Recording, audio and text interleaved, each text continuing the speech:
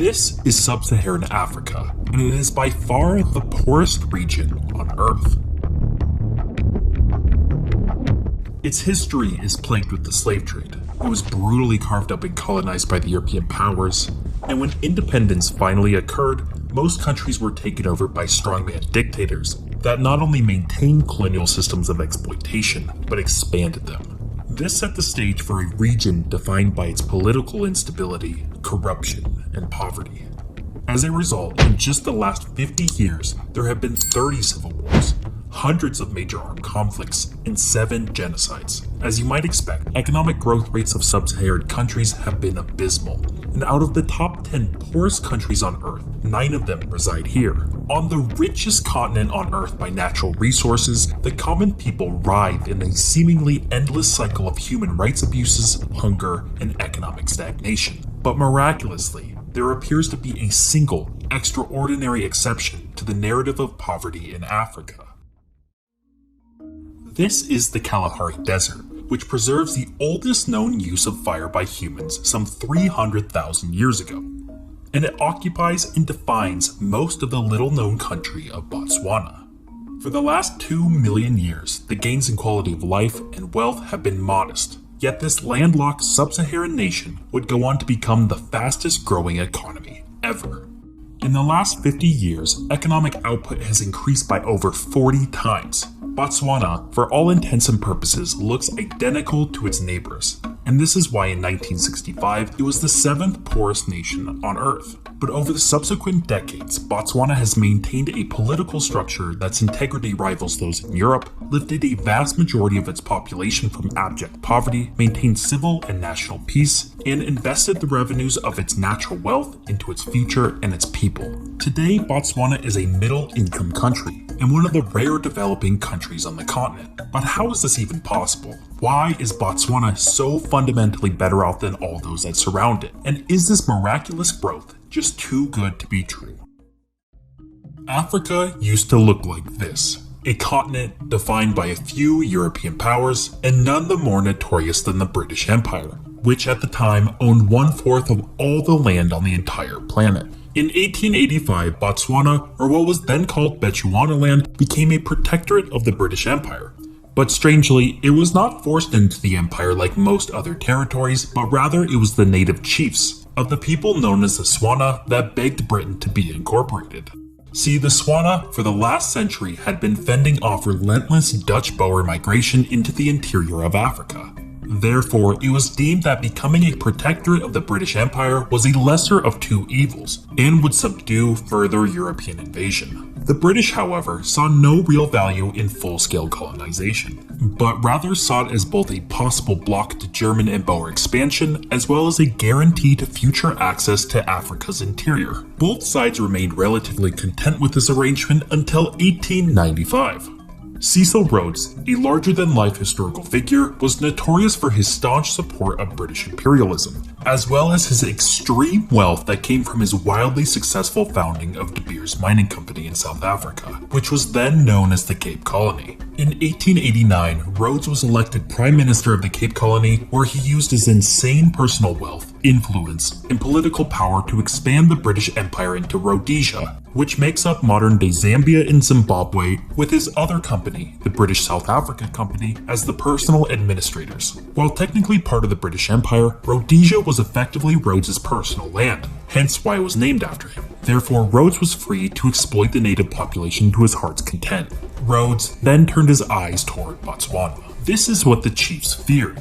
They knew that rule by Rhodes would cause devastation and extreme exploitation like it had in Rhodesia. This is why, on September 6, 1895, 3 out of the 8 Swana chiefs docked off the southern coast of England. Their mission was simple. They wanted to save their lands by being incorporated under direct control of the crown rather than being personal property of Cecil Rhodes. The chiefs spoke all over England, drumming up popular support for their incorporation into the empire. This was at the same time that Rhodes carried out an armed assault on the Boer Republic of Transvaal, despite the strong objections from the English government. This fallout between Rhodes and the Crown, as well as the growing public support, culminated in Botswana becoming an official colony of the British Empire. As per the agreement, the Swana chiefs agreed to increase British oversight, as well as allowing the construction of a railway from the Cape Colony into the interior of Africa.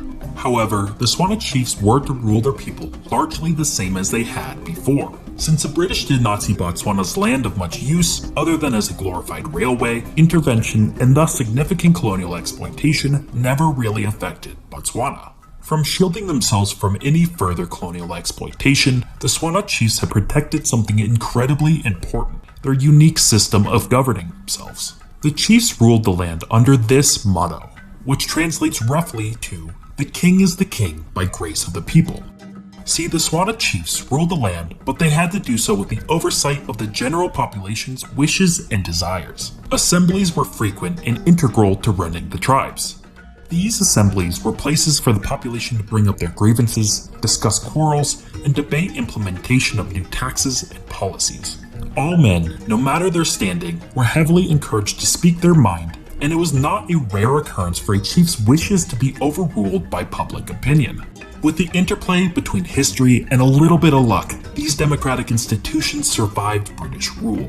And herein lies the first major divergence between Botswana and the rest of sub-Saharan Africa, which saw extreme systems of exploitation enacted, destroying any existing framework for fair political structures and general trust. When Botswana gained independence in 1966, even with a lack of heavy colonial exploitation, it was still the 7th poorest nation on Earth. It only had 12 kilometers of paved roads, only 22 people had ever graduated from university, most of the country's arid desert, and only 14% is suitable for agriculture. Its lack of navigable rivers or access to the ocean made transportation costs high, and to make matters even worse, it was surrounded on almost all sides by nations which were actively hostile toward independent African countries run by blacks. On paper, Botswana was the perfect candidate for a poor nation. Yet it would go on to be the fastest growing economy in the world ever, and have the highest per capita income of any sub-Saharan nation. But how? Well, it all started with the rapid development of fair and democratic political and economic systems immediately after independence. This was supported by 3 major forces. The first being a history of chiefs being accountable and constrained by the desires of the population. The second being the lack of significant European intervention. And the third was that the elites were also on board. By 1965, Botswana's economy was dominated by cattle farming, which was almost entirely run by the chiefs themselves and a small group of wealthy farmers. Therefore, at the outbreak of independence, it was in their interest for strong and reliable property rights to be established, a key cornerstone in any successful modern economy. These factors served as the backbone for the possibility for post-colonial success, but ultimately it came down to luck of having a great first president. Seretse Khama, a European-educated son of a chief, spent his life in pursuit of establishing a stable and democratic Botswana.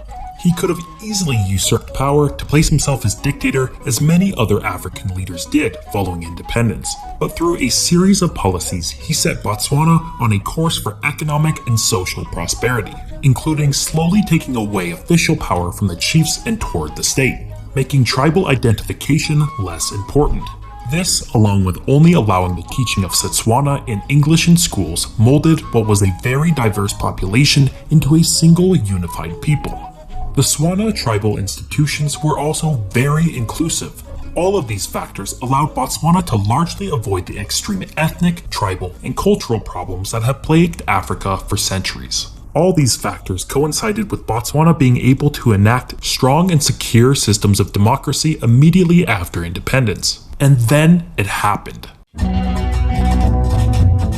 The discovery of the first major deposit of diamonds was identified, and it was within the territory of Seretse Khama's own tribe. However, Khama made an incredibly important and moral decision. He vested all subsoil mineral rights to the state, largely at the expense of his own tribe. This meant that all diamond mining was to be done by the state, and revenues were to be used in state building and political centralization.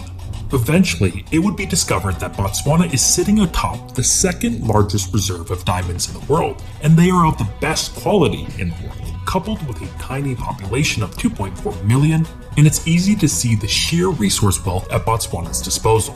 And with an already strong foundational democracy, Botswana was able to use that revenue wisely.